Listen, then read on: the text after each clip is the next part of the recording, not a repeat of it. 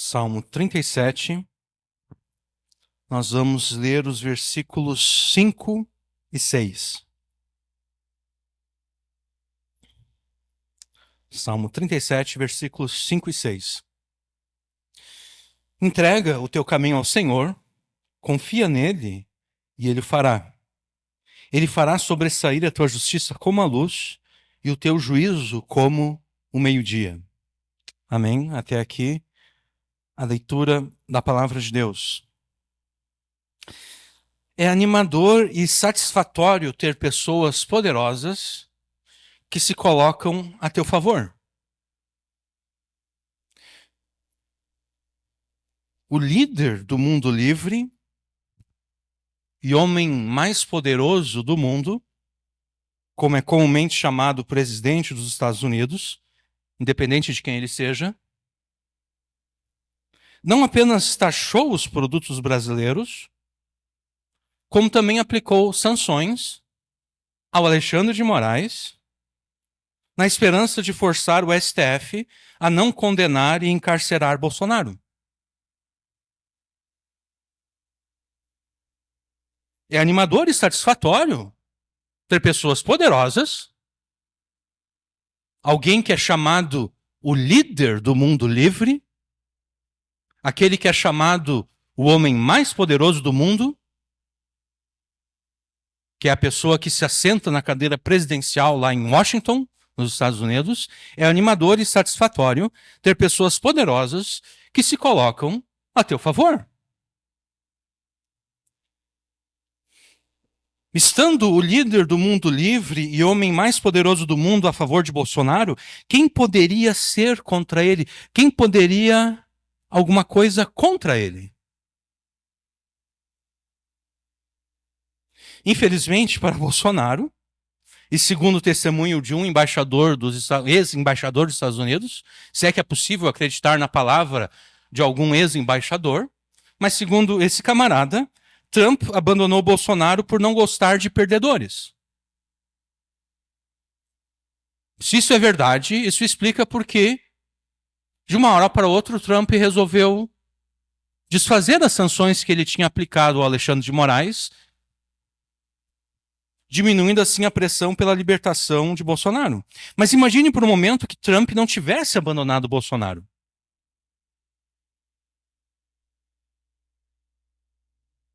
Estando o líder do mundo livre e homem mais poderoso do mundo a favor de Bolsonaro, quem poderia alguma coisa contra ele?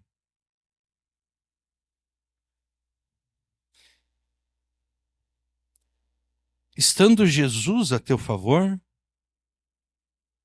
quem poderia ser contra você? Né? Todos nós gostaríamos de ter o líder do mundo livre, todos nós gostaríamos de ter o homem mais poderoso do mundo ao nosso favor. Mas e Jesus? Jesus é mais poderoso do que o líder do mundo livre. Jesus é mais poderoso do que o suposto homem mais poderoso do mundo. Porque Jesus se assenta à destra de Deus o Pai, de onde ele reina com poder e glória sobre céus e terra, até que os seus inimigos sejam colocados debaixo dos seus pés. Então, se Bolsonaro tinha do que se gabar, né? Eu tenho o líder do mundo livre a meu favor, eu tenho o homem mais poderoso do mundo a meu favor. Se Bolsonaro tinha do que se gabar, você tem ainda mais. Porque se Jesus estiver a teu favor, se Jesus estiver com você, quem poderá ser contra você? Ou o que será daqueles que se colocarem contra você?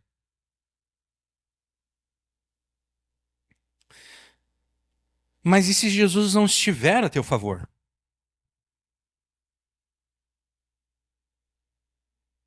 E se Jesus não estiver com você e sim contra você? Quem poderia te ajudar, então? Quem poderia te defender? Se Jesus não for a teu favor, se Jesus estiver, na verdade, contra você e não com você, ninguém poderá te ajudar, ninguém poderá te defender de Jesus.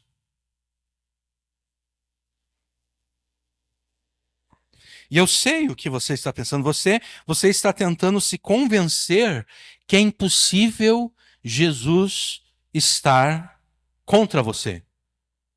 Você está tentando se persuadir que é impossível Jesus não estar a teu favor. É impossível Jesus não estar a meu favor. É impossível Jesus estar contra mim. É isso que você está pensando. E se é isso que você está pensando, pense novamente e raciocine melhor, porque você está completamente errado. É perfeitamente possível Jesus não estar a teu favor, é inteiramente factível Jesus estar contra você. Se você não acredita em mim, lembre-se da parábola dos agricultores maus. Um homem, ele tinha uma vinha, e ele alugou a sua vinha a uns agricultores. E no tempo devido, ele mandou os seus servos até aos agricultores para receber deles a parte dos frutos que lhe cabia. Os agricultores, no entanto, insultaram a alguns dos servos e espancaram a outros. O dono da vinha então enviou o seu filho com a seguinte consideração: bom, eles não respeitaram os meus servos, mas eles vão respeitar o meu filho. Mas os agricultores mataram o filho. E eles, inclusive, dizem: esse é o filho, esse é o herdeiro. Se a gente matar ele, quando o dono da vinha morrer, a herança vai ser nossa. Jesus conclui a parábola afirmando que o dono da vinha virá aos agricultores para destruí-los. O dono da vinha é Deus o Pai. A vinha é o povo de Deus da antiga aliança, Israel. Os servos do dono da vinha são os profetas. O filho do dono da vinha é Jesus. E os agricultores são os líderes do povo de Deus. Os escribas, que eram fariseus, e os principais sacerdotes, que eram saduceus. E foi contra esses últimos, foi contra os escribas, foi contra os principais sacerdotes que Jesus contou essa parábola. E Jesus não foi nada sutil ao falar contra eles e ao ameaçá-los com a destruição, conforme lemos em Lucas 20, versículos 14 a 19. Quando os lavradores viram o filho, começaram a discutir entre si: este é o herdeiro, vamos matá-lo para que a herança seja nossa. E lançando-o fora da vinha, o mataram. Que lhes fará, pois, o dono da vinha? Virá e exterminará aqueles lavradores e entregará a vinha a outros. Ao ouvir isso, disseram: que tal não aconteça? Quem está ouvindo essa parábola? Os escribas e os principais sacerdotes. E eles estão entendendo o que Jesus está afirmando. Eles estão entendendo. Eles estão entendendo que quando Jesus afirma que o dono da vinha virá para destruí-los e para entregar a vinha a outros, eles estão entendendo que Jesus está falando deles. E é por isso que eles dizem que tal não aconteça. Mas Jesus, com um olhar fixo neles, disse: que quer dizer então que está escrito? A pedra que os construtores rejeitaram, essa veio a ser a pedra angular. Todo o que cair sobre essa pedra ficará em pedaços, e aquele sobre quem ela cair ficará reduzido a pó. Naquela mesma hora, os escribas e os principais sacerdotes procuravam prender Jesus, porque entenderam que ele havia contado essa parábola contra eles. Mas eles não fizeram nada naquele momento, porque eles temiam o povo. Essa parábola se cumpriu no ano 70 da nossa era. No ano 70. Né? Jesus nasceu naquilo que nós diríamos que é o ano primeiro da nossa era, o ano 1 depois de Cristo. Ele morre no ano 33 e no ano 70 Jesus envia as suas tropas, conforme as parábolas que ele conta e conforme o seu sermão profético, ele envia as suas tropas para destruir Jerusalém. Ele envia as tropas romanas. Jerusalém é destruída. Toda aquela liderança que condenou Jesus e que depois começou a perseguir os cristãos, eles são mortos. Jerusalém é destruída, o templo é destruído. Ali se cumpriu essa parábola. Os escribas e principais sacerdotes, em rebeldia contra Deus, se posicionaram contra Jesus. E como consequência, Jesus se colocou contra eles. Então é possível, sim, Jesus estar contra você. Basta que você seja contra ele, basta que você se coloque contra ele. Se você se colocar contra Jesus, Jesus estará contra você. Então você pode pensar em todas as pessoas que são incrédulos. Você pode pensar nos seus familiares que são incrédulos, nos seus amigos, vizinhos, conhecidos, que pela sua incredulidade e pelos seus pecados se colocam contra Jesus. Jesus está contra eles.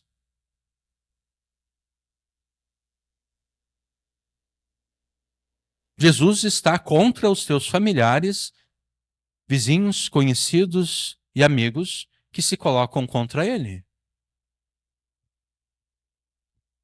É possível, então, Jesus estar contra você, basta que você esteja contra ele. Se você se colocar contra Jesus, Jesus estará contra você para te destruir. Conforme o próprio Jesus deixou claro na parábola dos agricultores maus e conforme nós verificaremos ao longo dessa pregação. E não se engane pensando ser possível não ser nem a favor de Jesus e nem contra. Não pense ser possível ser um isentão. Né? Nós temos na política brasileira aqueles que são isentos. Né? O cara não é nem a favor do Bolsonaro e não é nem a favor do Lula. Ele é a favor de uma terceira opção.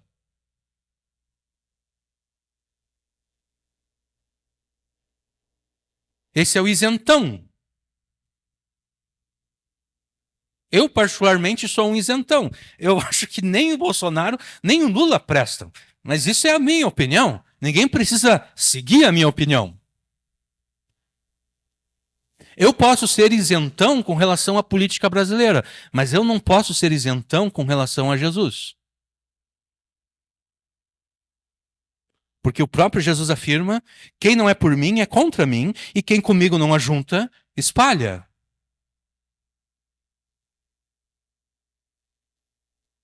Então eu posso ser indiferente ao Bolsonaro, eu posso ser indiferente ao Lula, eu posso pensar que o Brasil merece alguém melhor do que os dois.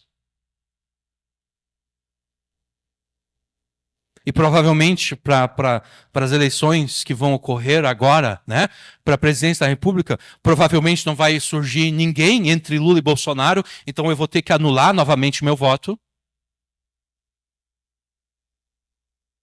Mas eu não posso anular o meu voto com relação a Jesus.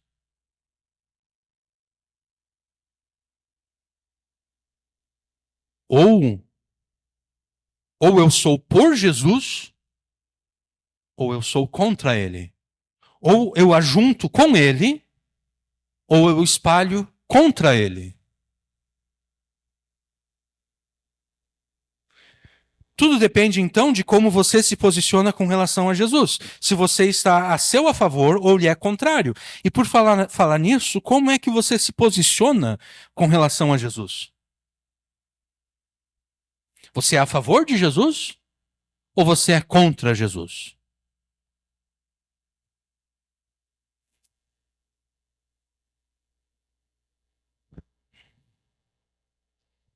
Certamente você pensa ser a favor de Jesus.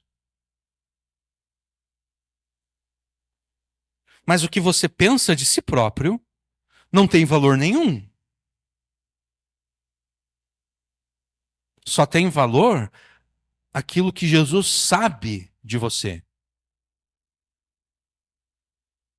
O que você pensa de você não vale nada.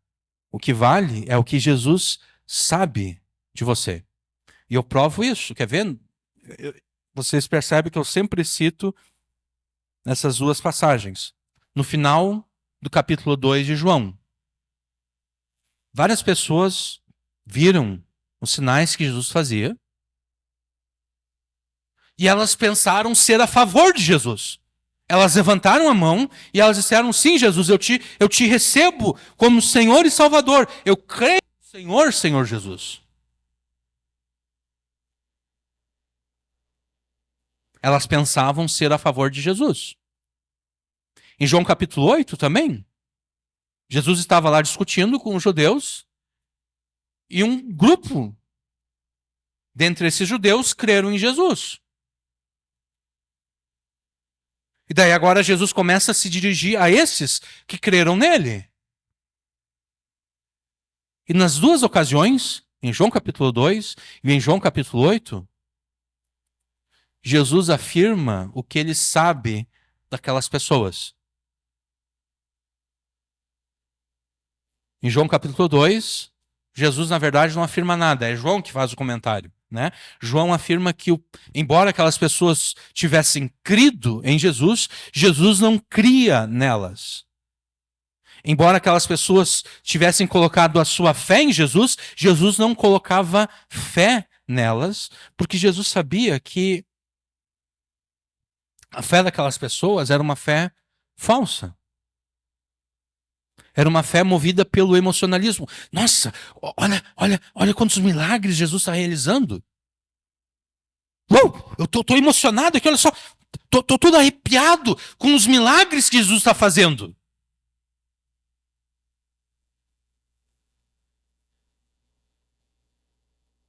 Era uma fé fundamentada no emocionalismo.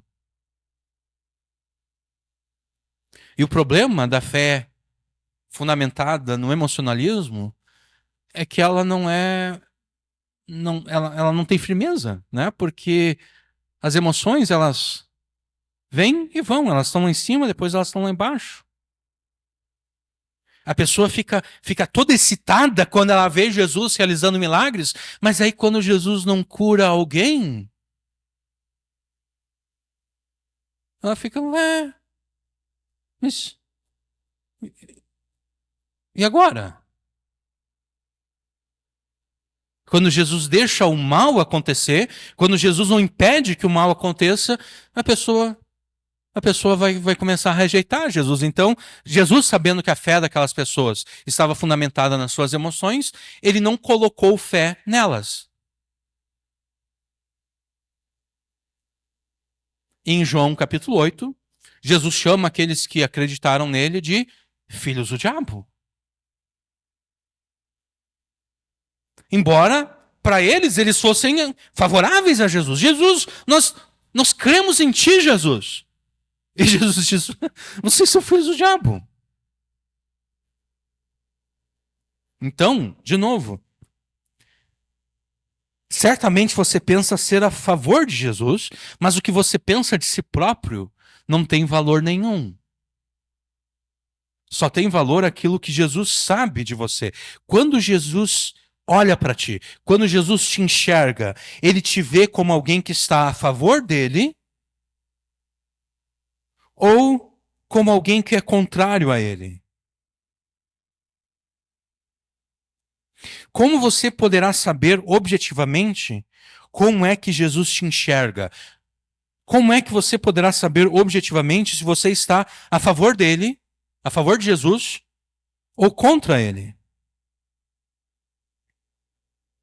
Você estará a favor de Jesus se a tua confiança nele for tal a ponto de você confiar a ele todas as coisas, submetendo-se, inclusive, a avaliação e correção dele, para deste modo obedecê-lo. Eu vou repetir.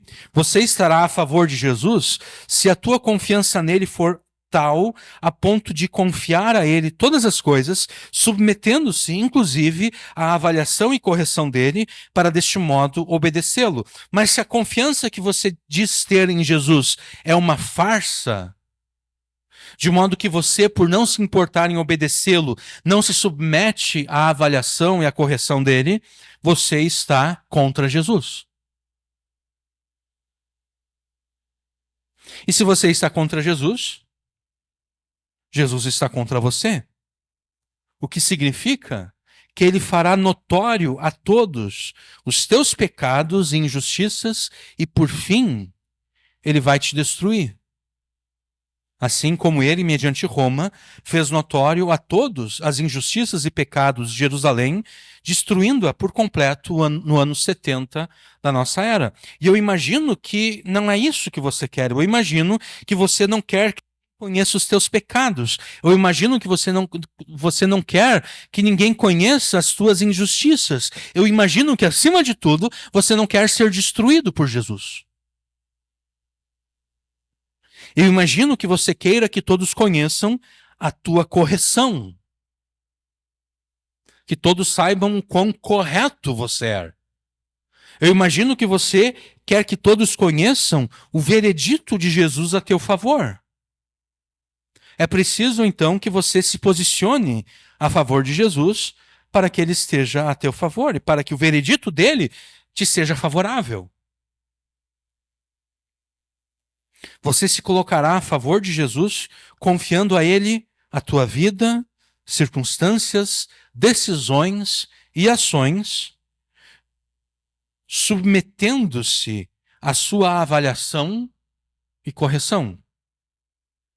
É desta forma e apenas desta forma que Jesus estará a teu favor e, como consequência, assim como a luz do sol ao meio-dia, conforme afirma o Salmo 37, no versículo 6, assim como a luz do sol ao meio-dia é notória a todos, assim também Jesus fará notório a todos a tua correção e o seu veredito a teu favor. Não se posicione contra Jesus, porque Jesus então estará contra você. E como ninguém poderá te proteger dele, ele vai te destruir, visto que ele é a pedra que despedaça e pulveriza a todos que se colocam contra ele. Né? Jesus afirmou isso: todo aquele que cair sobre essa pedra, que é ele, todo que cair sobre essa pedra ficará em pedaços. Jesus despedaça a todos que se colocam contra ele, e aquele sobre quem ela cair ficará reduzido a pó. Jesus pulveriza a todos que se colocam contra ele. Posicione-se a favor de Jesus e ele te será favorável e te defenderá contra os que fazem o mal. Então eu vou repetir aqui a proposição principal dessa mensagem. Confie a Cristo a tua vida, circunstâncias, decisões e ações, submetendo-se à sua avaliação e correção, e ele fará notório a todos a tua correção e o seu veredito a teu favor.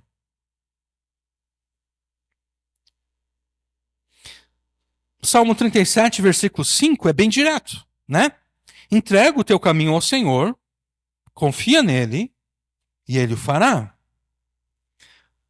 Mas quem é, afinal, o Senhor ao qual você deve entregar o teu caminho? Nós demonstramos na pregação passada que Jesus, por ser o Yahvé encarnado, é o Senhor no qual você deve deleitar-se, no versículo 4, né? Deleita-te também no Senhor e te considerar os desejos do seu coração. Jesus, por ser o Yahvé encarnado, é o Senhor no qual você deve deleitar-se. E ele é também o Senhor a quem você deve entregar o teu caminho, no versículo 5. Entrega o teu caminho ao Senhor, entrega o teu caminho a Yahvé. Jesus é o Yahvé encarnado. Entrega o teu caminho a Jesus Cristo, confia nele e ele o fará. Nós não vamos repetir como chegamos a essa conclusão, porque é necessário nós avançarmos para os versículos 5 e 6, tá? Mas você sempre pode ouvir novamente ou ouvir pela primeira vez a pregação passada, intitulada Como Garantir que Jesus concederá o que te traz prazer e alegria.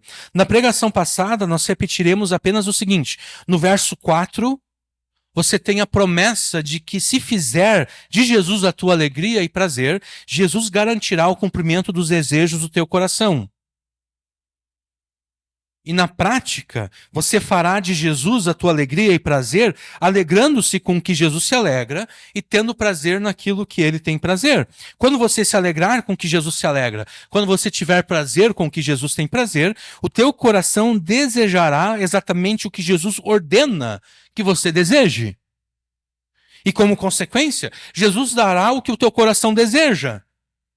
Não porque você conseguiu convencer Jesus de que os teus planos são melhores, mas porque você se submeteu aos planos dele. Você passou a desejar o que ele deseja, você passou a querer o que ele quer, e é por isso agora que ele vai conceder o que o teu coração quer e deseja. Isso se aplica tanto aos pedidos que você faz em oração, quanto aos projetos que você deseja concretizar. No versículo 5, nós temos a repetição da mesma promessa, mas por outro aspecto. Se no versículo 4 você deve fazer de Jesus a tua alegria e prazer, no versículo 5 você deve entregar a Jesus o teu caminho.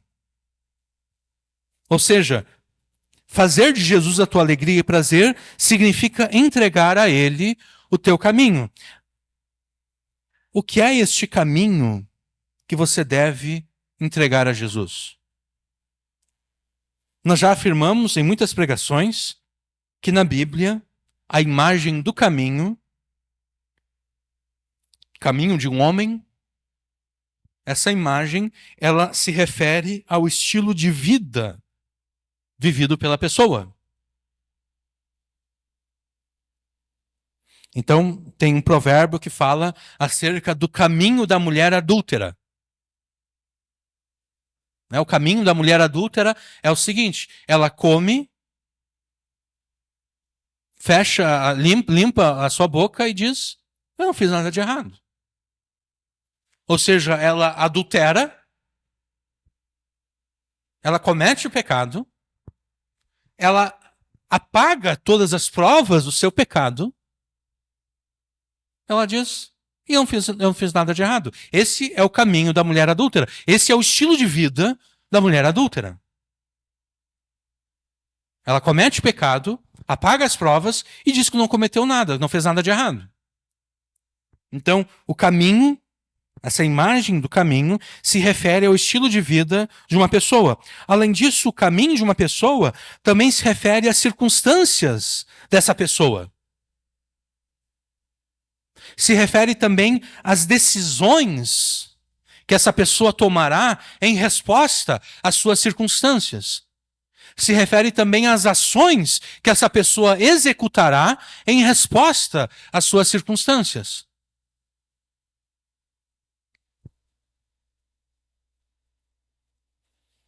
E essas decisões e essas ações que a pessoa toma e executa em resposta às suas circunstâncias, elas estão condicionadas, obviamente, ao estilo de vida da pessoa. Podemos, então, dizer que, neste contexto, caminho se refere à vida, às circunstâncias, às decisões e às ações de uma pessoa. Logo, quando no verso 5, você é ordenado a entregar o teu caminho a Jesus, você está sendo ordenado a entregar a Jesus a tua vida, as tuas circunstâncias, as tuas decisões e as tuas ações. Mas qual é o sentido, qual é o significado de entregar a tua vida, circunstâncias, decisões e ações a Jesus? Perceba como no verso 5, o verbo entregar, na primeira metade do verso, ele é paralelo ao verbo confiar na segunda metade do verso. Entrega o teu caminho ao Senhor é paralelo a confia nele. Entregar o caminho ao Senhor é confiar o teu caminho ao Senhor. Então, entregar a tua vida, circunstâncias, decisões e ações a Jesus nada mais é do que confiar a Jesus a tua vida, circunstâncias, decisões e ações. Mas o que significa isso? Confiar a Jesus a tua vida, as tuas circunstâncias, as tuas decisões e as tuas ações tem como implicação o seguinte: tudo que você fizer, inclusive tudo que você fizer em resposta às circunstâncias da tua vida, deve concordar com o que Jesus ordena na sua palavra e não com aquilo que você gostaria de fazer.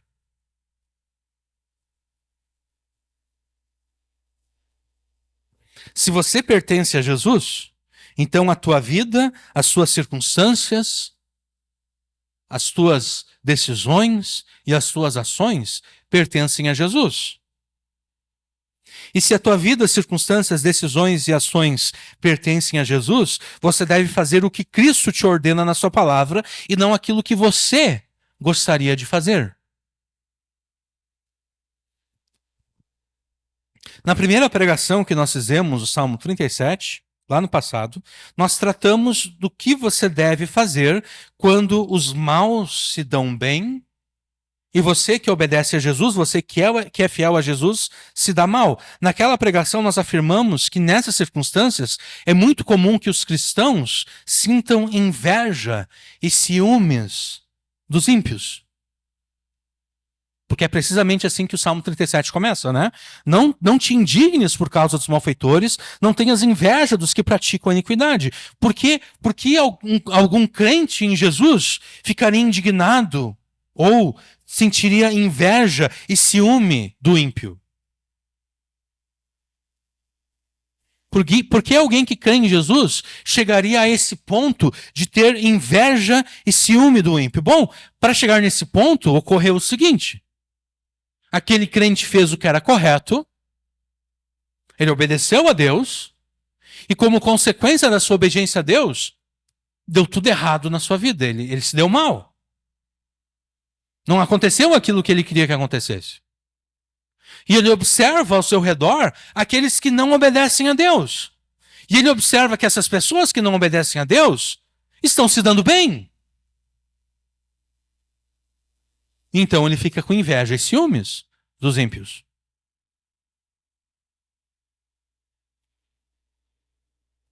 De onde procede essa inveja e ciúmes? Ela procede da falsa constatação de que não adianta de nada obedecer a Jesus. A obediência a Jesus não tem valor, porque você o obedeceu e se deu mal. Enquanto aqueles que não obedeceram a Jesus se deram bem. E você certamente já vivenciou situação parecida. Você obedeceu a Jesus e se deu mal, e aqueles que não obedeceram a Jesus se deram bem. E você provavelmente sentiu inveja e ciúmes dos maus, ao menos por alguns instantes. Você, inclusive, imaginou como seria bom ser como um daqueles ímpios que pecaram contra Jesus e se deram bem. Dando atenção a esses pensamentos, você certamente se sentiu grandemente tentado a, em resposta às circunstâncias da tua vida, escolher o pecado e não a obediência a Jesus. E é exatamente neste ponto que entra o verso 5. Você deve rejeitar a tentação de, em resposta às circunstâncias da tua vida, escolher o pecado. Sendo que você confia em Jesus e pertence a Ele, em resposta às circunstâncias da tua vida, as tuas decisões e ações devem sempre conformarem-se ao que Jesus te ordena na sua palavra.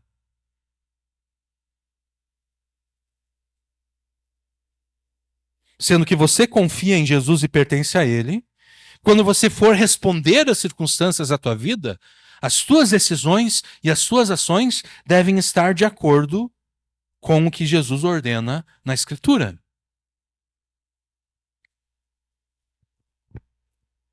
Isso é entregar a Jesus o teu caminho. Isso é confiar a Jesus a tua vida, circunstâncias, decisões e ações.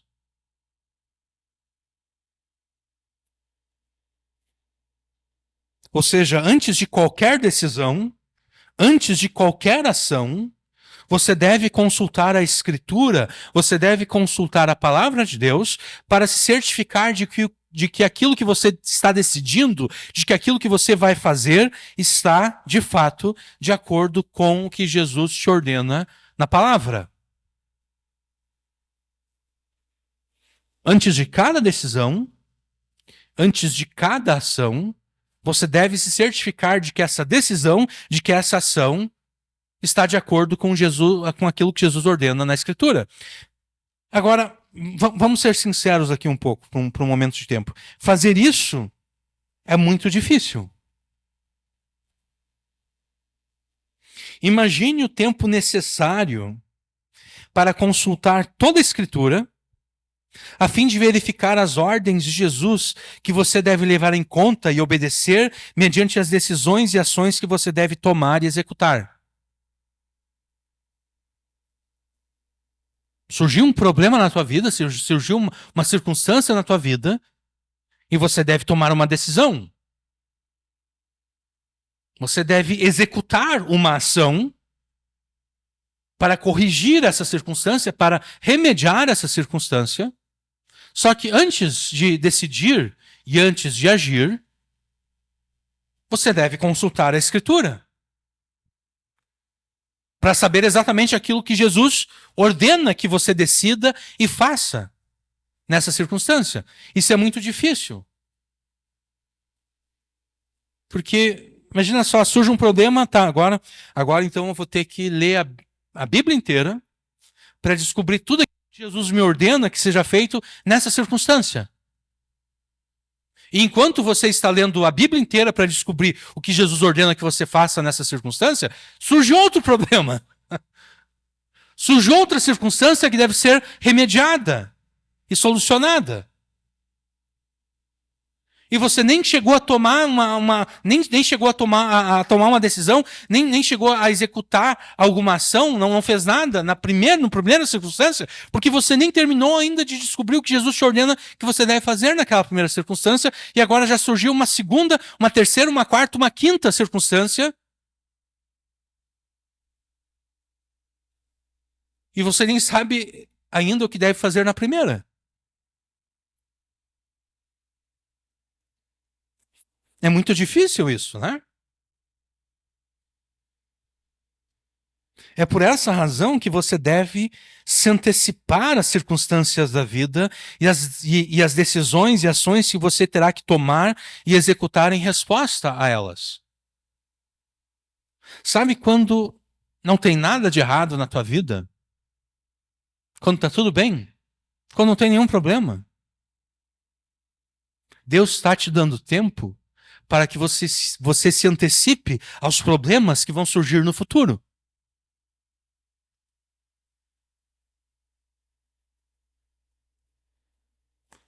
A questão é que a maioria dos crentes não se antecipa.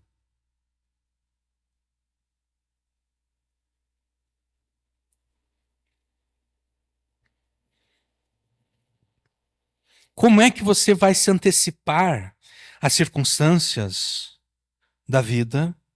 Como é que você vai se antecipar às decisões e ações que você terá que tomar e executar em resposta às circunstâncias da vida? Você vai antecipar isso dedicando-se à leitura e ao estudo da palavra de Deus. Se você investir bastante tempo na leitura e no estudo da Escritura, você entenderá antecipadamente a vontade de Jesus nas mais diferentes circunstâncias e tudo isso antes mesmo de você enfrentar essas circunstâncias. Quando finalmente você tiver que enfrentar essas circunstâncias, você já saberá de antemão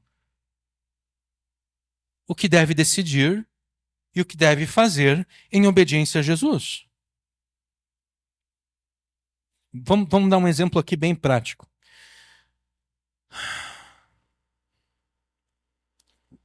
Como você vai tratar, como você vai falar acerca de sexo com os teus filhos adolescentes?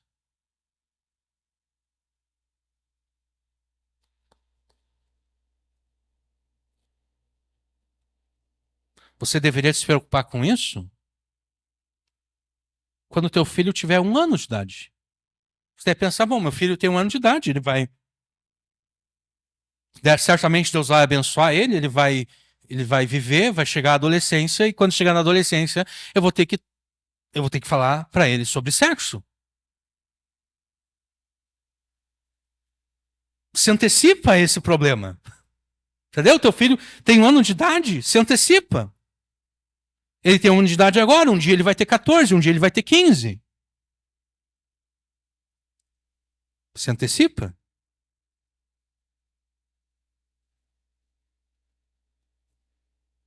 Ou como lidar com um filho que está se rebelando e não quer mais acompanhar os pais à igreja.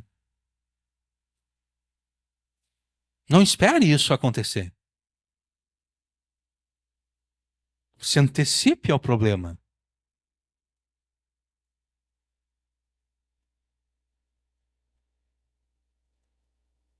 Para que quando isso ocorrer, você saiba exatamente como agir. Ou então, o que fazer quando isso e aquilo acontecer no casamento? Bom, aproveite enquanto você está vivendo a chamada lua de mel, né? Ou então, antes mesmo de casar. Você conheceu uma moça, está namorando ela, você pretende casar com ela, começa já a se preparar para os problemas que vão surgir no casamento. Não deixa surgir o problema do casamento para daí, ai meu Deus, e agora? Como é que eu vou resolver isso aqui? Não, se antecipa ao problema.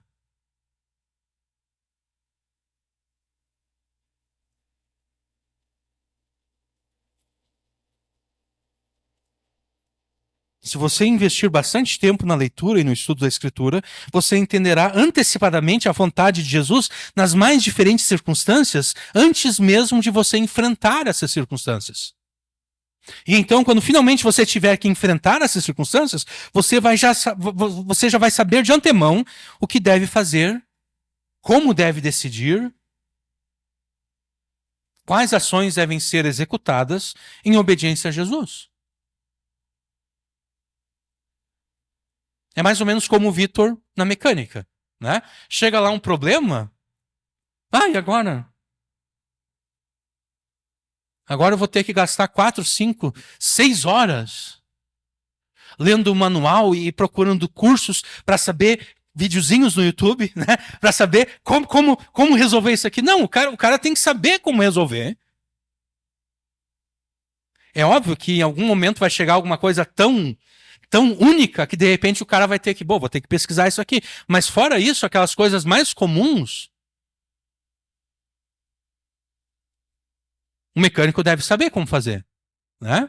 Não pode ser, não pode ser como eu fiz eletrônica no Liberato, né? E daí depois tinha que fazer o estágio. Eu fiz o estágio numa empresa de informática, fazendo manutenção em computadores e assim por diante. E enquanto eu estava fazendo o estágio lá, eles contrataram mais um camarada para me ajudar, né?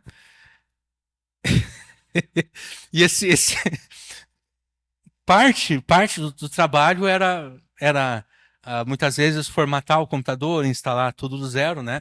Adiante de formatar, fazer o backup dos dados da pessoa, tudo. Aí formatar a máquina, reinstalar o Windows. Naquela época ainda tinha bastante gente ainda usando o Windows 98 ainda. E o XP também, em 2004. E daí eles contrataram esse outro camarada e tudo. Só que esse outro camarada, ele não era muito apto para lidar com isso, para lidar com essas coisas. Então ele fez, ele fez uma colinha dos comandos que tu tinha que digitar, né? No Windows 98 ainda usava o DOS, né, para fazer a instalação e tudo. Então ele tinha uma colinha ali dos comandos que ele tinha que fazer ali para fazer o backup e depois para formatar a máquina, daí começar a instalar o Windows e assim por diante. Ele tinha a colinha ali e tudo. E daí teve um dia que um dos sócios da empresa, né, ele estava lá conversando com a gente, daqui a pouco ele viu a colinha e ele perguntou: mas o que que é isso? Isso aqui tu tinha que saber de cor isso aqui, né? Não pode ficar, ai, qual é o comando que eu digito agora? Não, tu tem que saber de cor os comandos que tu vai executar na máquina. É, não, pior que eu nunca mais vi depois. Mas tu tem que saber o que tem que fazer. Tu não pode ficar improvisando soluções a vida inteira.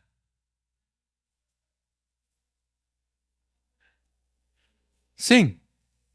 Sim, claro. Se o cara tá começando agora, sim, o cara vai ter que ter a cola.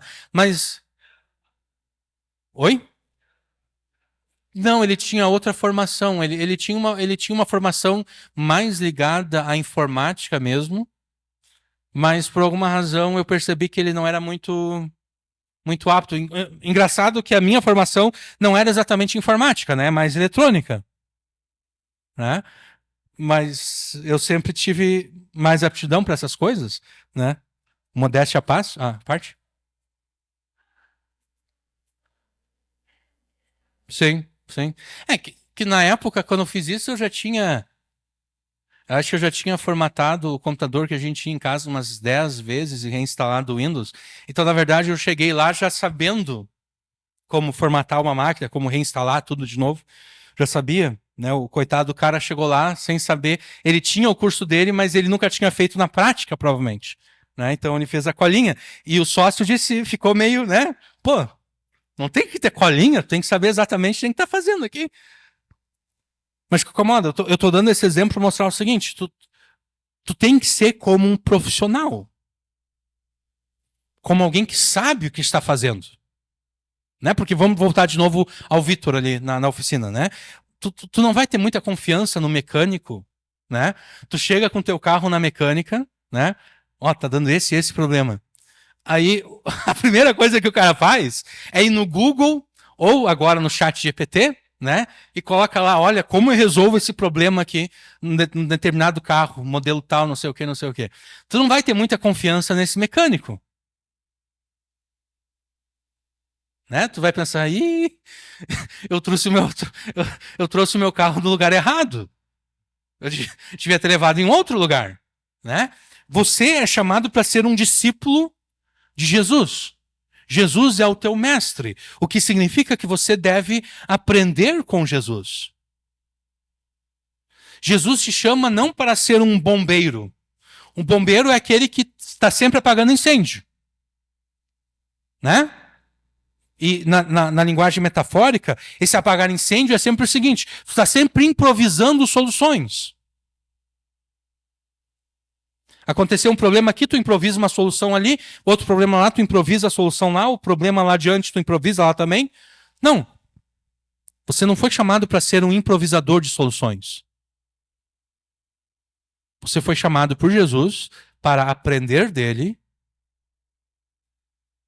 a saber como, de fato, solucionar os problemas da vida, as crises da vida, as circunstâncias da vida. E claro que vai ter momentos que, vamos pensar, de repente você está ouvindo isso pela primeira vez hoje. Eu preguei essa mensagem no passado, mas de repente você não ouviu no passado, ou de repente você não deu atenção àquilo que foi pregado no passado. Então você está ouvindo pela primeira vez isso hoje. Então, certamente, hoje você está ouvindo que você deve se antecipar aos problemas. Bom, certamente, até você conseguir se antecipar aos problemas, vai levar um tempo.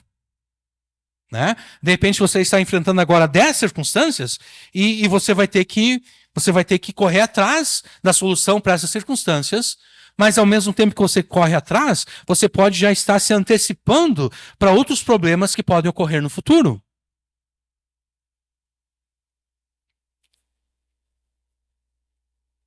E eu sei que eu já afirmei isso em outras pregações, mas parafraseando Paulo, eu não me canso de afirmar a vocês as mesmas coisas e a segurança para vocês. Você deve ler e estudar a Escritura para aprender diretamente dela e não por intermédio de filmes, novelas ou seriados cristãos.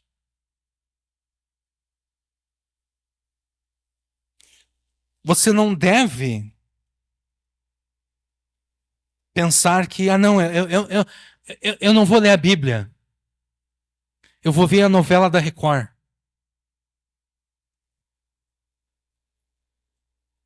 Qual é a atual novela da Record?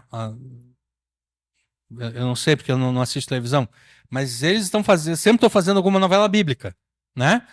Então, não, eu não vou ler a Bíblia, eu vou aprender, vou ver a novela da Record. Ou então eu não vou ler a Bíblia, vou ver aquele seriado The Chosen, Os Escolhidos. Ou então não vou ler a Bíblia, eu vou ver um filme cristão.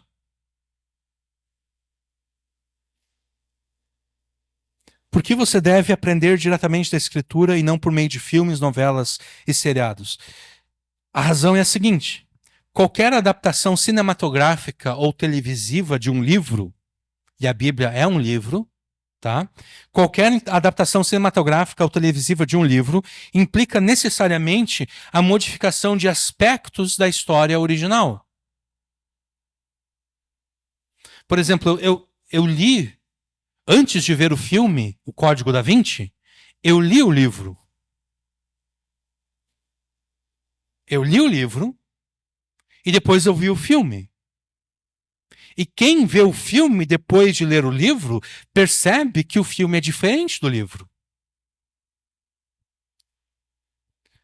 O filme tem personagens que não aparecem no livro. E o filme também retirou personagens que aparecem no livro.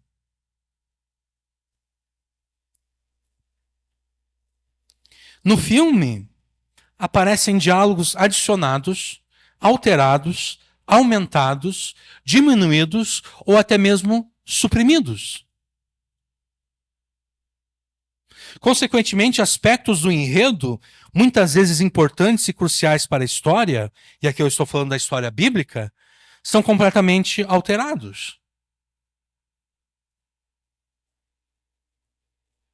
Por exemplo, tem uma cena no The Chosen. Eu nunca vi esse seriado, eu estou só citando uma cena porque eu procurei ela de forma específica no YouTube. Tem uma cena no The Chosen que Jesus está conversando com Judas. E nessa conversa com Judas dá um conselho para Jesus. Judas diz para Jesus: Jesus, o senhor deveria aproveitar toda essa fama que o senhor tem. Isso é logo depois da entrada triunfal de Jesus em Jerusalém, né? Esse diálogo. Todo o povo está a teu favor, Jesus. O senhor deveria aproveitar isso agora, já que todo o povo está a teu favor. O senhor deveria aproveitar isso para se posicionar contra Roma, contra os romanos.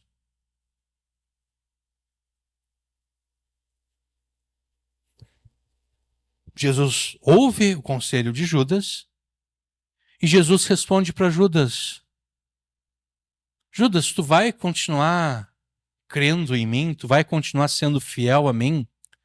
Mesmo se eu não levar em conta o teu conselho?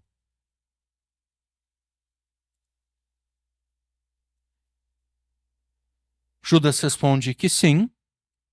Se eu não me engano, Judas responde que sim.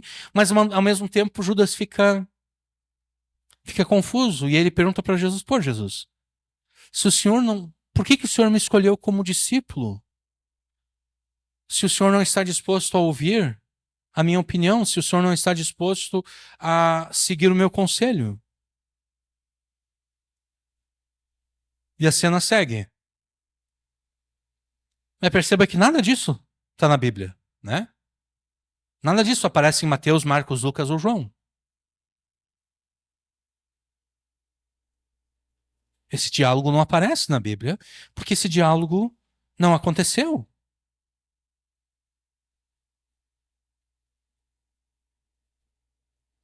E ali está distorcendo tudo, né? Porque a pessoa que está vendo aquilo ali, ela realmente está acreditando naquilo ali, ela realmente pensa que aquilo ali aconteceu. E daqui a pouco ela vai ficar convencida por Judas. Ela vai pensar, é mesmo. Por que Jesus vai escolher discípulos para depois não ouvir a opinião deles?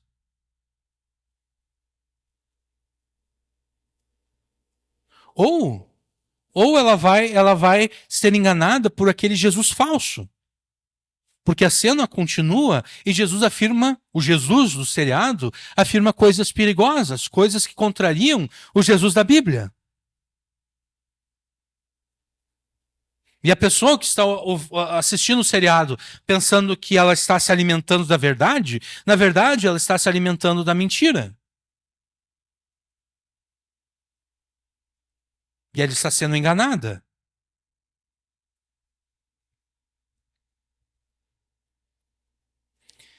A palavra de Deus,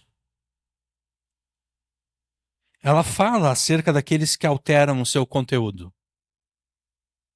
E quando você faz uma novela, quando você faz um seriado, quando você faz um filme contando alguma história bíblica, necessariamente ocorrerão alterações, modificações. Necessariamente ocorre isso. É impossível adaptar um livro para a televisão ou para o cinema sem modificar a história. É simplesmente impossível. Por isso que ocorrem modificações. E se eu vou fazer uma novela bíblica e necessariamente eu vou ter que alterar o conteúdo da história bíblica para funcionar na televisão, porque a história bíblica ela funciona muito bem num livro, numa mídia escrita, mas ela não funciona muito bem na mídia televisiva ou na mídia cinematográfica. Então eu vou ter que alterar. Eu vou ter que alterar a Bíblia. Eu vou ter que alterar a palavra de Deus. E olha o que a palavra de Deus tem a dizer acerca daqueles que alteram o seu conteúdo. Toda a palavra de Deus é pura. Ele é escudo para os que nele confiam. Não acrescente nada às suas palavras para que ele não te repreenda e você seja achado mentiroso. Se eu altero a palavra de Deus, eu estou mentindo. Né? Porque eu estou afirmando algo que Deus não afirmou. Eu estou fazendo Deus afirmar algo que ele nunca afirmou. Eu estou mentindo, né? Então, nada acrescente às suas palavras para que ele não te repreenda e você seja achado mentiroso. Isso é Provérbios 30, versículos 5 a 6. E daí Apocalipse 22, versículos 18 e 19. Eu, a todo aquele que ouve as palavras da profecia deste livro, testifico. Se alguém lhe fizer qualquer acréscimo, Deus lhe acrescentará os flagelos escritos neste livro. E se alguém tirar qualquer coisa das palavras do livro dessa profecia, Deus tirará a sua parte da árvore da vida, da cidade santa e das coisas que são escritas neste livro. Você não pode confiar no ensino de filmes, novelas e seriados cristãos, exatamente porque não é a palavra de Deus que eles retratam. Eles estão retratando uma falsificação da palavra de Deus. Eles estão retratando uma versão da palavra de Deus que foi modificada, que foi adulterada. Aqueles que falsificam a palavra de Deus, eles pecam gravemente contra Deus, porque eles estão fazendo Deus afirmar coisas que Deus jamais afirmou. Então eles estão pecando gravemente contra Deus e eles serão por ele duramente castigados no inferno. E também pecam grandemente contra Deus aqueles que se permitem serem enganados por darem atenção a uma ou mais versões falsificadas da palavra de Deus. Eu já preguei sobre isso. Ser enganado é um pecado.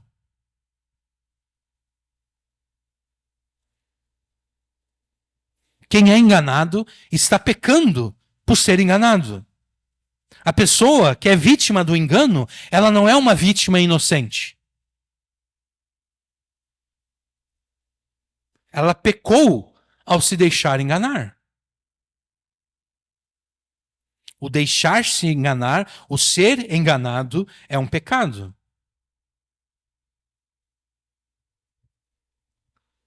E é por isso que aqueles que se deixam enganar por versões falsificadas da palavra de Deus, eles serão castigados juntamente com aqueles que os enganaram.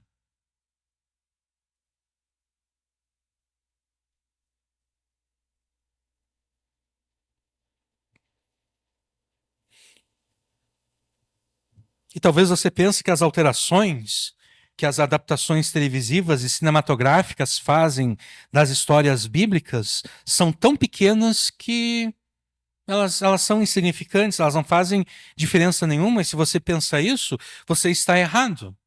Porque Jesus afirmou o seguinte: até que o céu e a terra passem, nem um i ou tio jamais passará da lei. E aqui a gente pode expandir lei para incluir toda a palavra de Deus, jamais passará da lei até que tudo se cumpra. E nesse verso traduz a palavra grega iota, que é a é a menor letra do alfabeto grego, correspondente a iode, que é a menor letra do alfabeto hebraico. E tio traduz a palavra queraia, que era um pequeno traço gráfico que distinguia as letras hebraicas que eram muito parecidas entre si. Se você observar o alfabeto hebraico, você vai perceber que existem letras que são extremamente parecidas e que podem ser facilmente confundidas, ainda mais quando essas letras são escritas à mão livre. Então havia esse queraia, esse pequeno traço gráfico que era usado para diferenciar uma letra da outra. E Jesus afirma então que nem um iota ou um queraia jamais passará da lei até que tudo se cumpra. A concepção que Jesus tem da palavra de Deus é tal que mesmo a menor letra e o menor sinal gráfico são extremamente importantes e valiosos. Então, segundo Jesus, é falso que alterações pequenas na palavra de Deus são insignificantes e não fazem diferença alguma. Para Jesus, se você modificar um iota ou um queraia, você está falsificando a palavra de Deus.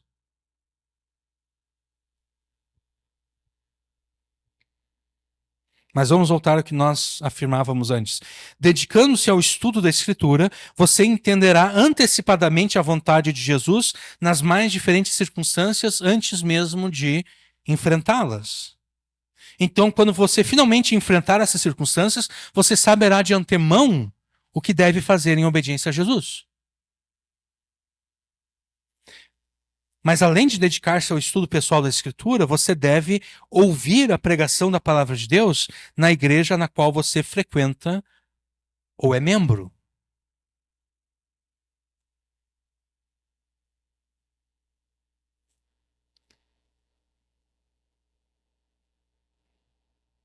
Não é qualquer pregação que você deve ouvir.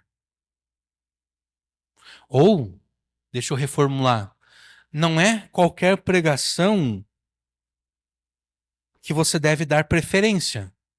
A pregação que você deve ouvir, a pregação que você deve preferir, é aquela que é feita na igreja na qual você frequenta, na qual você é membro.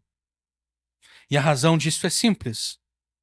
Sendo que foi Jesus que te estabeleceu como membro e frequentador dessa igreja, segue-se que Jesus estabeleceu a liderança dessa igreja como responsável pela tua vida.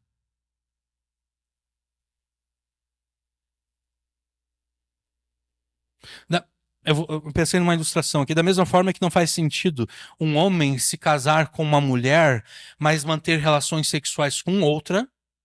Faz sentido isso? Não faz, né? Se um homem se casa com uma mulher, ele deve manter relações sexuais com a sua esposa. Da mesma forma que não faz sentido, então, um homem se casar com uma mulher para ter relações sexuais com outra, não faz sentido você ser membro dessa igreja, mas dar preferência a pregações que são feitas em outra igreja. Não faz sentido. Se você vai dar preferências a pregações que são feitas em outra igreja, então saia dessa igreja e se torne membro daquela outra. Se você pretendia manter relações com aquela mulher, com aquela outra mulher, você não deveria ter casado com essa, né? Se era com aquela, você deveria ter casado com aquela. Se você vai dar atenção a outro pastor, se você vai dar atenção àquilo que é ensinado em outra igreja, não faz sentido você ser membro aqui. Não faz sentido você frequentar aqui.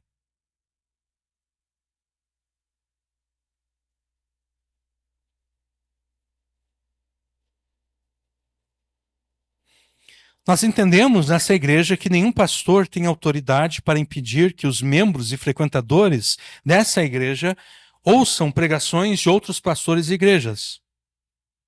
Nós não temos essa autoridade. Mas considere o seguinte: o quão preparado você está para ouvir a pregação de outros pastores e igrejas e discernir se o que está sendo dito corresponde à palavra de Deus ou não.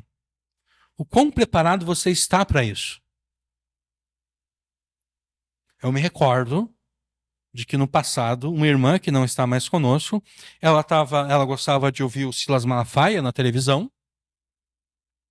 e ela decidiu semear no ministério do Silas Malafaia.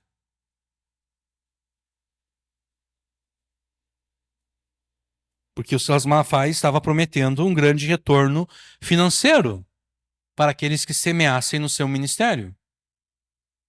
E semear, nesse contexto aqui, significa enviar dinheiro para o Malafaia na expectativa de que essa semente gere frutos, de que essa semente germine e gere frutos, e o fruto é o tão desejado retorno financeiro. E não pense que o Silas Malafaia não apresentava versículos bíblicos para supostamente fornecer uma base bíblica para o seu ensino. Um dos versículos bíblicos que ele apresentava era o seguinte, era 2 Coríntios 9:6, e afirmo, aquele que semeia pouco, também colherá pouco, e o que semeia com fartura, também colherá com fartura. Ele usava esse texto e muitos outros. Essa nossa irmã, então, ela semeou no ministério do Silas Malafaia. O problema é que a colheita não veio. Ela não foi abençoada financeiramente. O retorno financeiro que o Malafaia tinha prometido não veio. Essa irmã, então, veio questionar a liderança desta igreja, da igreja dela na época, e ela queria saber por que a colheita que o Silas Malafaia prometeu não aconteceu, não veio. Pô, pastor, eu queria entender do senhor. Malafaia lá disse que se eu semeasse, se eu enviasse dinheiro para ele, Deus me daria muito mais dinheiro ainda. E eu fiz e não aconteceu. Eu quero que o senhor me explique por que isso não aconteceu. A resposta que foi dada a ela foi a seguinte: olha, tu deve questionar o Silas Malafaia. Porque nós nunca pregamos isso nessa igreja. Nós nunca interpretamos 2 Coríntios 9:6 da forma como o Malafaia está interpretando.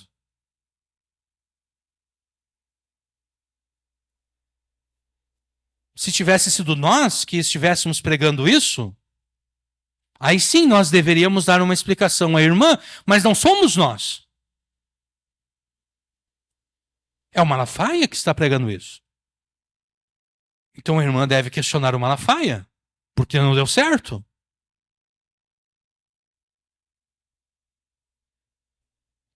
Você conseguiria ouvir o Malafaia usando 2 Coríntios 9:6 e outros textos bíblicos para embasar a sua versão da teologia da prosperidade e discernir sempre que ele deturpa e falsifica a Escritura?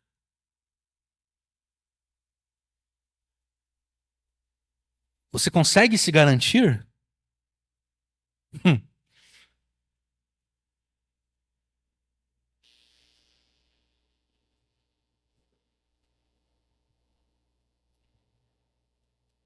Você sabe qual é o erro do Malafaia em usar 2 Coríntios 9:6?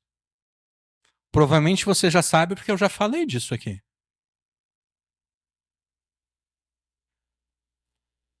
Segunda Coríntios 8 e 9, Paulo está incentivando os coríntios a enviar uma ajuda financeira para os crentes pobres da Judéia, de Jerusalém. Então, quando Paulo fala de semear, não tem nada a ver com enviar dinheiro para o ministério tal.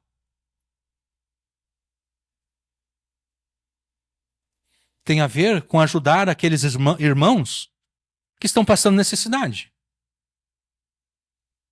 É disso que Paulo está tratando em 2 Coríntios 8 e 9. Então, quando em 2 Coríntios 9 e 6, Paulo afirma o seguinte: aquele que semeia pouco também colherá pouco, e o que semeia com fartura também colherá com fartura. Paulo está falando, a semente de que Paulo está tratando aqui não é de algum dinheiro que os coríntios iriam dar para ele, Paulo. Não, é do dinheiro que os coríntios iriam enviar para Jerusalém. Então, essa é a deturpação. Paulo não está falando de enviar ajuda para pastores, né? Deixa eu reformular isso aqui. Paulo não está falando de como você pode ser abençoado financeiramente. O assunto de Paulo em 2 Coríntios 8 e 9 não é como receber bênçãos financeiras da parte de Deus. Como se tornar rico. Não é disso que Paulo está tratando em 2 Coríntios 8 e 9. Em 2 Coríntios 8 e 9, Paulo está tratando de ajudar aqueles irmãos que estão passando necessidade.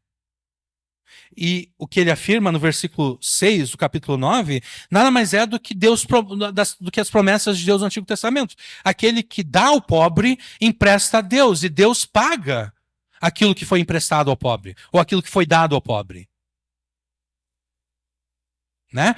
A pessoa, ela da sua prosperidade, seja essa prosperidade muita ou pouca, mas da sua prosperidade, ela está ajudando aquele que tem menos condições. E Deus promete que quando o seu povo ajuda aqueles que estão passando por necessidades, o próprio Deus vai abençoar. O próprio Deus vai tratar aquela ajuda que foi dada como semente. Então Deus vai fazer com que aquela ajuda que foi dada volte para a pessoa multiplicada. Por quê? Porque eu estou ajudando o próximo, eu estou ajudando o meu irmão que está passando necessidade. Então o Silas Malafaia ele está pervertendo a escritura dessa forma. Ele está transformando esse texto em como se tornar rico, como receber bênçãos financeiras da parte de Deus, quando não é esse o assunto de Paulo. Em 2 Coríntios 8 e 9.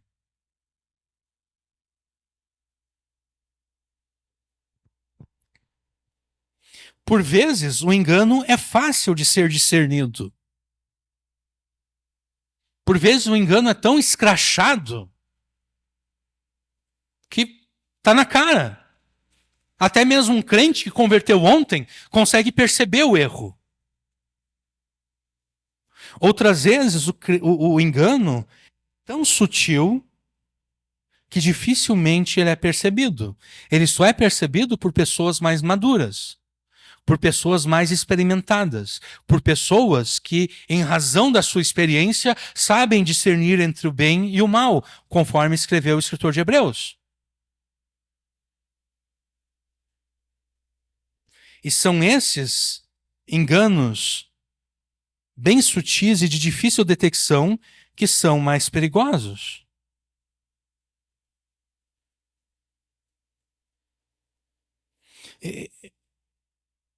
Eu já presenciei pessoas aqui na igreja usarem expressões que têm por trás de si conceitos, doutrinas e ensinos falsos e heréticos, expressões que nunca foram usadas nessa igreja, que nunca foram ensinadas nessa igreja.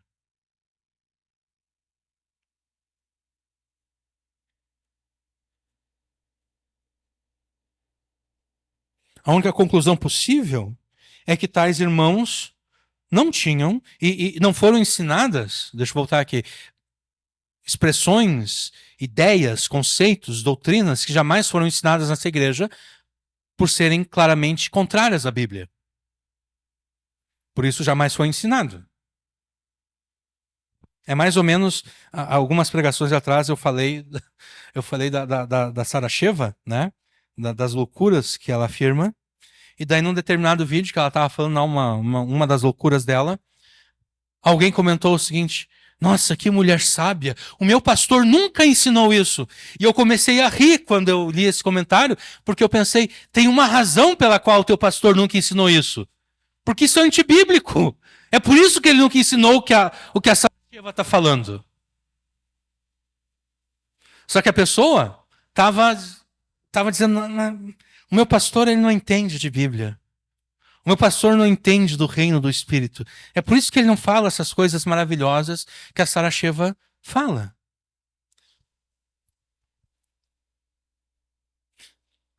Voltando aqui ao nosso assunto, a única conclusão possível é que os nossos irmãos aqui, que eu presenciei usando expressões que apontam para doutrinas, ensinos errados e heréticos, a única conclusão possível é que esses irmãos, eles não tinham e provavelmente continuam não tendo a capacidade suficiente para discernir as deturpações da palavra de Deus e os enganos perpetrados por falsos mestres. Eles ouviram e eles não têm a capacidade de detectar o erro. E é por isso que eles engoliram um erro, e tendo engolido o erro, esse erro encheu o seu coração, e como a boca fala daquilo que está cheio o coração, eles em algum momento botaram para fora.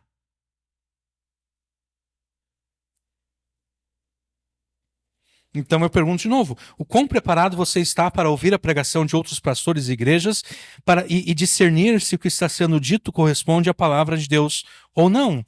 Nesta igreja, se você de repente percebe, aquilo que está sendo pregado aí não, a mim pelo menos me parece que não tá condizente com aquilo que a palavra de Deus ensina, você tem de quem cobrar o ensino errado e os meios para fazer isso, né? Você pode chegar na pessoa que pregou e dizer, olha, eu acho que aquilo que tu falou ali está errado, porque na Bíblia aqui, ó, nessa passagem aqui diz isso, isso, isso, e tu afirmou isso, isso e aquilo. Então você tem de quem cobrar, você tem de quem pedir explicações, e você tem os meios para isso. Agora, como é que você vai cobrar explicações de alguém que você ouviu no YouTube? Você, de repente, até pode fazer um comentário, né, debaixo do vídeo ali que você ouviu, mas quem garante que a pessoa vai te responder?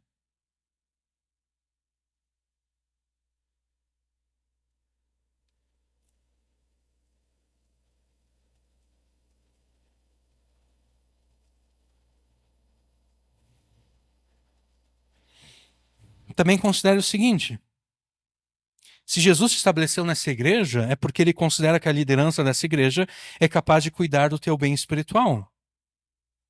E você tem conhecimento, você sabe que nessa igreja existe um esforço para pregar toda a palavra de Deus, e somente a palavra de Deus, e não ideias pessoais.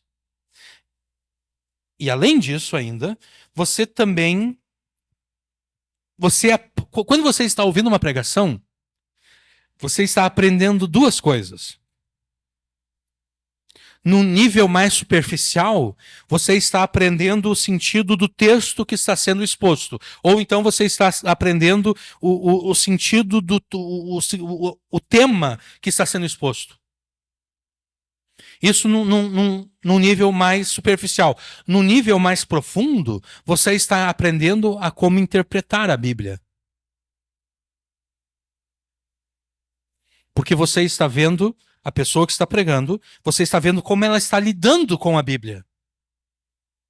Como ela está fazendo para interpretar aquele texto, ou como ela está fazendo para apresentar aquele assunto bíblico, como as várias passagens bíblicas que foram usadas para tratar daquele assunto, como elas foram interpretadas, como elas foram usadas. Você está aprendendo, nesse nível mais profundo, a interpretar a Bíblia.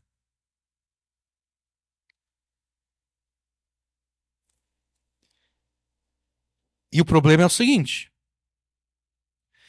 se você der mais atenção aqueles que pregam de forma errada e que você nem sabe que estão pregando de forma errada porque você ainda não tem a capacidade de detectar o erro, você estará aprendendo a interpretar a Bíblia com quem prega de forma errada. De modo que quando você estiver em casa lendo a Bíblia e estudando a Bíblia, você vai começar a interpretar a Bíblia também de forma errada, porque você está aprendendo o método errado da pessoa que está pregando errado.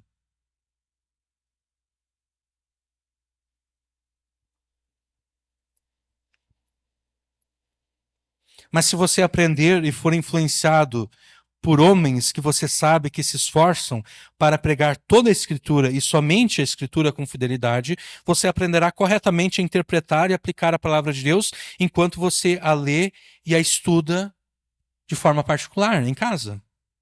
Então, embora nós entendamos que não temos autoridade para impor a você restrição alguma, ou seja, está fora da autoridade pastoral proibir, impedir que os irmãos ouçam pregações de outros pastores e outras igrejas, é necessário insistir que você considere se de fato está preparado para ouvir a pregação de outros e discernir se o que está sendo dito corresponde à palavra de Deus ou não.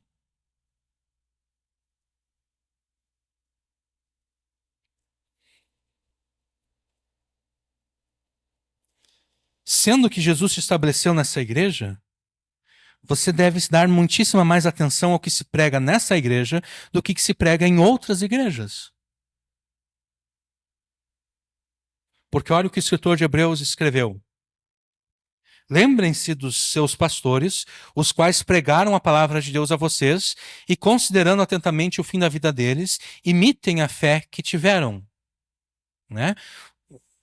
O pastor que prega a palavra de Deus não é o cara do YouTube. O cara que prega a palavra de Deus, para você, é aquele que prega a palavra de Deus na igreja na qual você é membro e na qual você frequenta.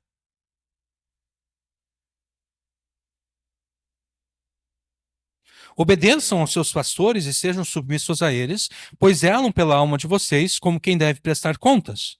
Que eles possam fazer isso com alegria e não gemendo, do contrário, isso não trará proveito nenhum para vocês. Então, não que você não possa ouvir outras pregações, mas você deve dar preferência ao que é pregado aqui. E quando você ouve algo que contraria aquilo que é pregado aqui, você deve dar mais atenção àquilo que é pregado aqui. Porque aqui, de novo, aqui você pode questionar, né? Depois do culto, ou então em outro dia, você pode, pastor, eu não entendi muito bem aquilo ali que o senhor falou, para mim está parecendo que o senhor está contrariando isso, isso e aquilo.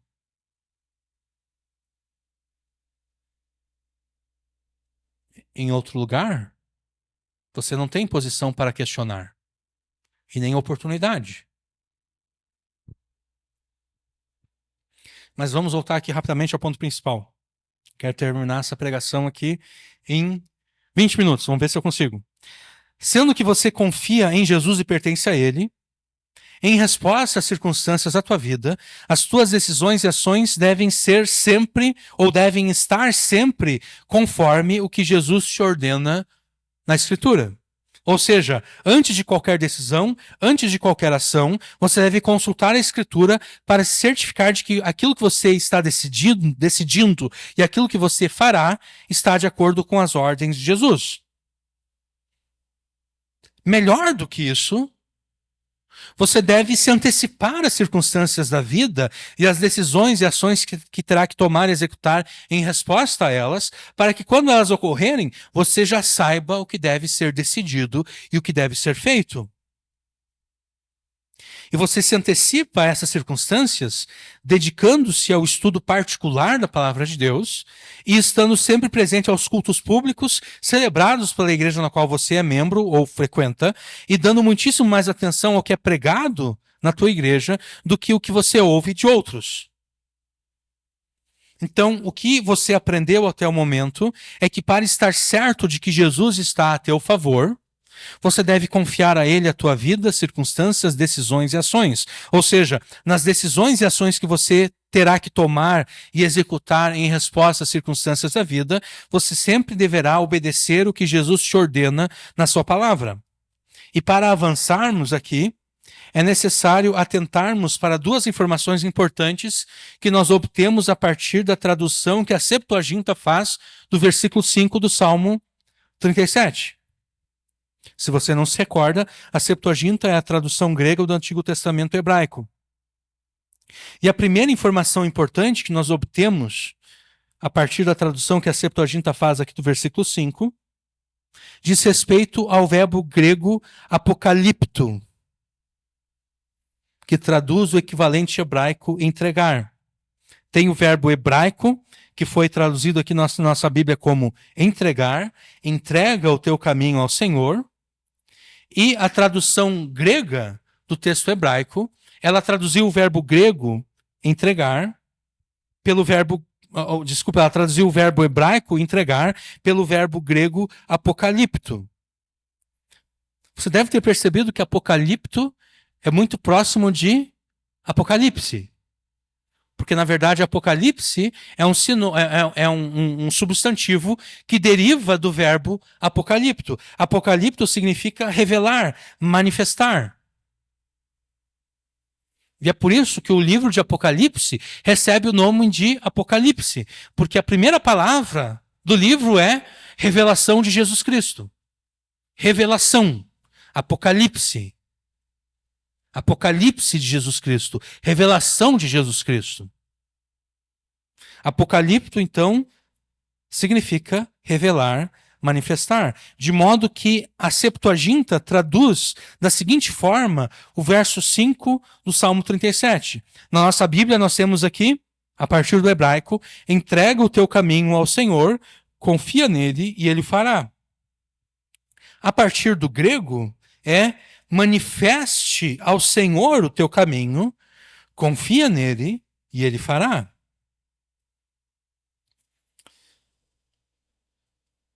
É importante nós atentarmos para isso,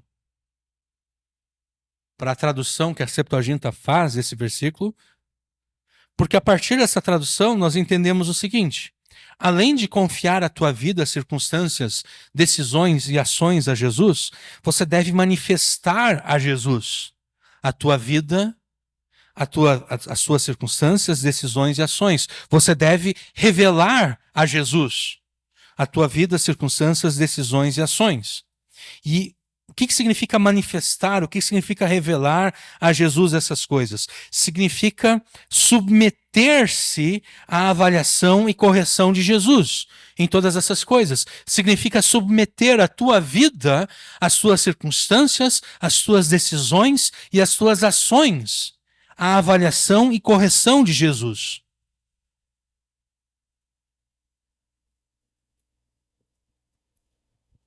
E como é que você fará isso? Você fará isso buscando o conselho dos mesmos homens que pregam a você a palavra de Deus. Eu já tive notícias eu coloquei no plural aqui pessoas, mas na verdade foi apenas uma pessoa. Eu tive notícias de uma pessoa da nossa igreja que procurou o conselho de um irmão mais imaturo do que ele próprio.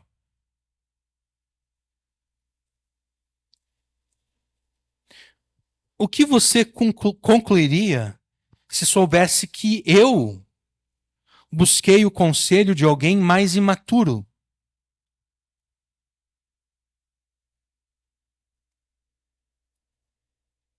Alguém mais imaturo do que eu não poderia me ajudar na solução dos problemas e circunstâncias que me afligem, né? A pessoa mais imatura do que eu, ela não pode me ajudar porque ela é mais imatura do que eu. Eu sei mais do que ela. Como alguém que sabe menos do que eu poderia me ajudar, que sei mais do que essa pessoa? O que você concluiria, então, se soubesse que eu busquei o conselho de alguém que é mais imaturo do que eu? De alguém que não é tão maduro quanto eu? Eu não sei o que você concluiria, mas eu concluiria o seguinte: aquele que busca o conselho de alguém mais imaturo, essa pessoa, ela não está disposta, ela não quer fazer aquilo que Jesus ordena que ela faça. Ela quer fazer a sua própria vontade. E para justificar a sua própria vontade, ela vai procurar alguém que ela sabe que sabe menos do que ela. Porque dela vai dizer o seguinte: não, eu me aconselhei com o irmão fulano de tal, e ele achou que essa era uma boa ideia. É claro que o irmão fulano de tal pensou que essa era uma boa ideia, ele é mais imaturo do que tu.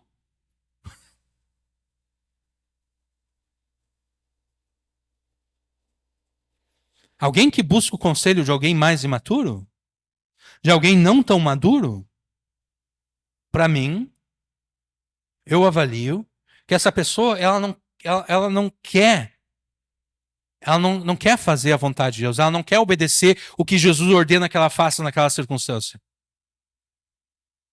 Ela já determinou o que ela quer fazer e ela sabe que o que ela quer fazer contraria a vontade de Deus, contraria aquilo que Jesus ordena na sua palavra. E é por isso, então, que ela vai, não, eu consultei o irmão fulano de tal, eu me aconselhei com ele e ele concordou comigo, é por isso que eu fiz.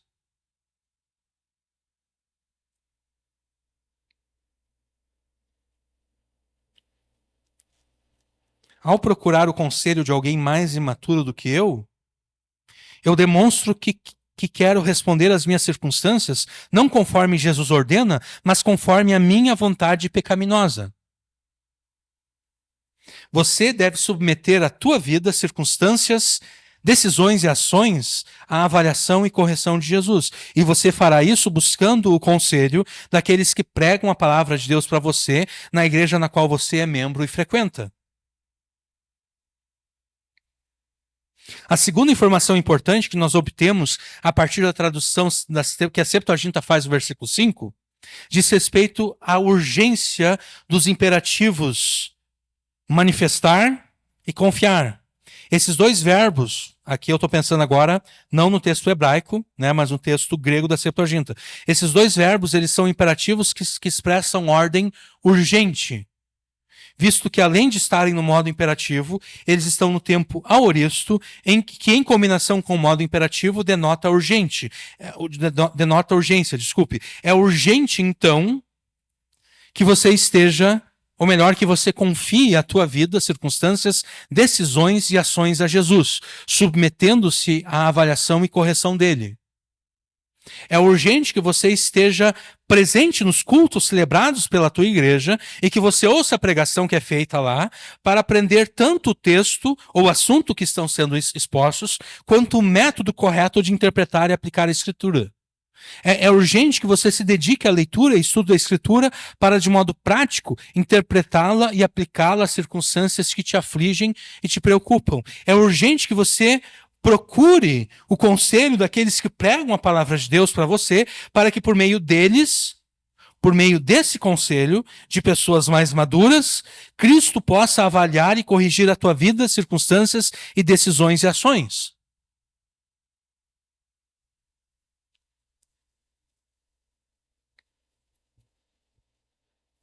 Porque de repente, aquilo que você entendeu da palavra de Deus não é inteiramente correto. Então você procura o conselho daqueles que pregam a palavra de Deus para você e você explica a circunstância que você está enfrentando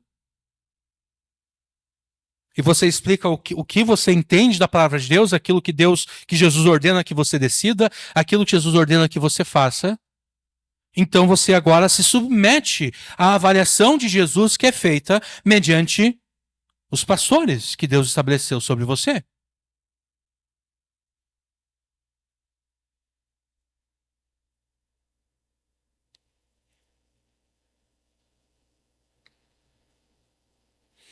Continuando. É urgente que você se antecipe a outras circunstâncias, dedicando-se ainda mais à leitura e estudo da Escritura, para que quando tais circunstâncias se abaterem sobre você, você já saiba quais decisões e ações Jesus ordena que você tome e execute. É urgente que você confie a tua vida, circunstâncias, decisões e ações a Jesus, submetendo-se à avaliação e correção dele. A parte final, eu vou correr agora aqui para nós chegarmos ao fim. A parte final do versículo 5 e o verso 6,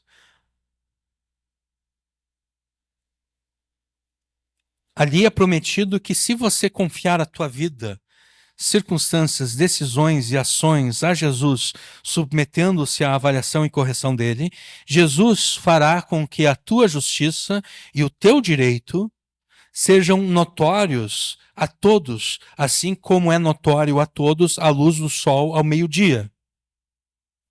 Entrega o teu caminho ao Senhor, confia nele, e a parte final, e ele fará. O que ele vai fazer? Ele fará sobressair a tua justiça como a luz e o teu juízo como o meio-dia. Essa palavra justiça aqui, ela se refere à justiça pessoal de uma pessoa. Ela se refere ao quão correta é uma pessoa. E a segunda palavra, traduzida aqui como justiça, como juízo, desculpe, ela tem o sentido de sentença judicial.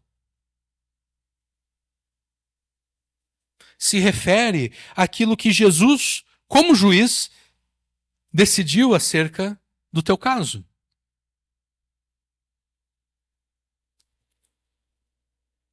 Nessa pregação aqui, nós estamos substituindo justiça por correção, tá?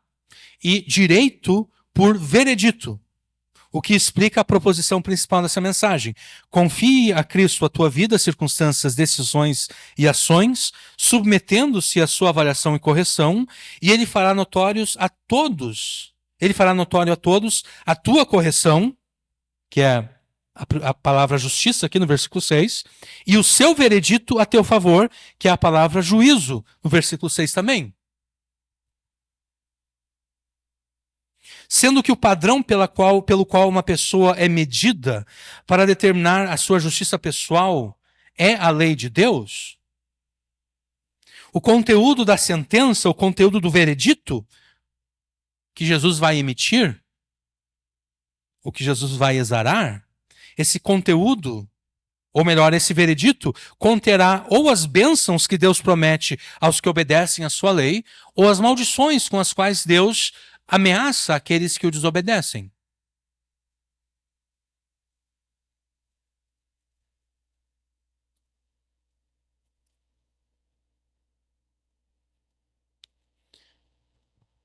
Se você confiar a Jesus a tua vida, as tuas circunstâncias, as tuas decisões e as tuas ações, submetendo-se, inclusive, à avaliação e correção de Jesus,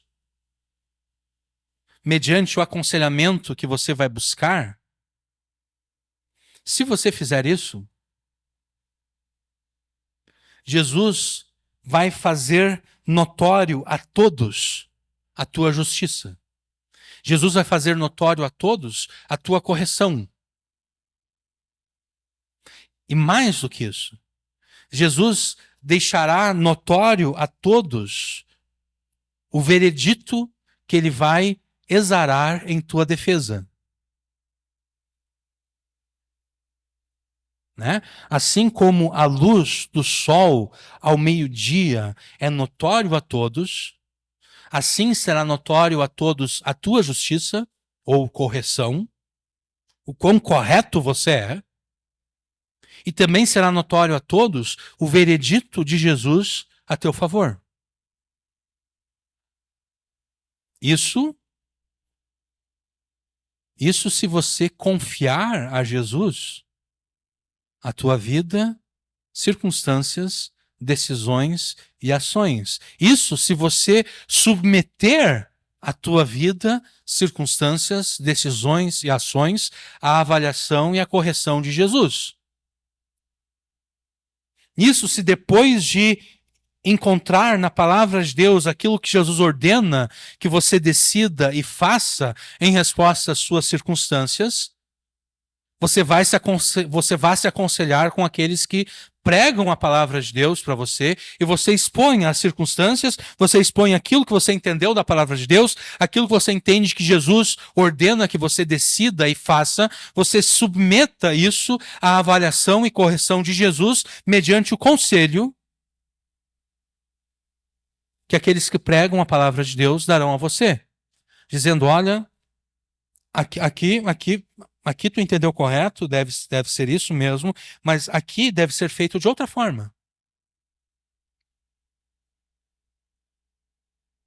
Se você fizer isso, Jesus fará notório a todos a tua correção e também o seu veredito a teu favor.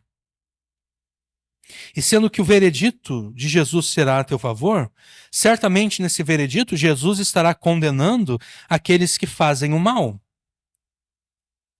E ao condenar os que fazem o mal, no seu veredito a teu favor, Jesus certamente estará fazendo provisões para te defender daqueles que fazem o mal.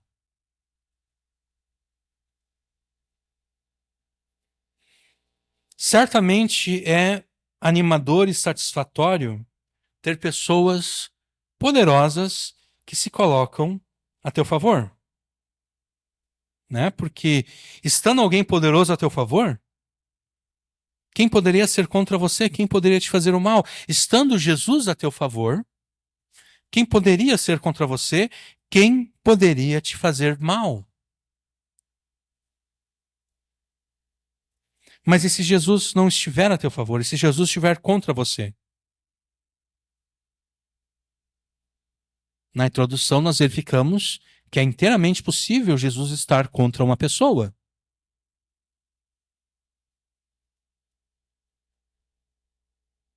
Jesus se coloca contra aqueles que se colocam contra ele. Jesus usa o princípio da reciprocidade. Eu me lembro que a primeira vez que eu ouvi essa expressão reciprocidade foi, não me lembro agora se foi no primeiro, deve ter sido no primeiro governo Lula, eu acho. Na época o Bush era o presidente dos Estados Unidos, e acho que o Bush ele impôs algumas restrições ao Brasil, alguma coisa assim. E nas relações internacionais, se usa o princípio da reciprocidade. Né? Então, por exemplo, se um país se os Estados Unidos, por exemplo, impõe restrições para que os brasileiros entrem em território americano, a diplomacia ensina o quê? Ensina a reciprocidade. Bom, vamos ser recíprocos. Vamos também impor as mesmas coisas que estão sendo impostas aos brasileiros, nós vamos impor aos americanos. Né? É uma forma de tu tentar combater aquilo que você entende que está sendo feito contra você, aquilo que está te prejudicando. Né? Então, a primeira vez que eu ouvi essa expressão, reciprocidade, foi exatamente nesse contexto de relações diplomáticas internacionais. E foi exatamente numa charge que eu vi. Na charge, o Lula estava dizendo que a capital americana era uma outra cidade qualquer, não Washington. Né? E daí o Bush está aparece rindo, e ele diz, tu nem sabe o nome da nossa capital? Aí o Lula responde, reciprocidade. Vocês também pensam que a nossa capital é Buenos Aires? Né? Então, vamos ser recíprocos. Vocês se enganam com relação à nossa capital, nós também vamos nos enganar com relação à capital de vocês. Reciprocidade. Jesus atua com base na reciprocidade. Se você está a favor dele, ele se coloca a teu favor. Mas se você se posiciona contra ele, ele se coloca contra você.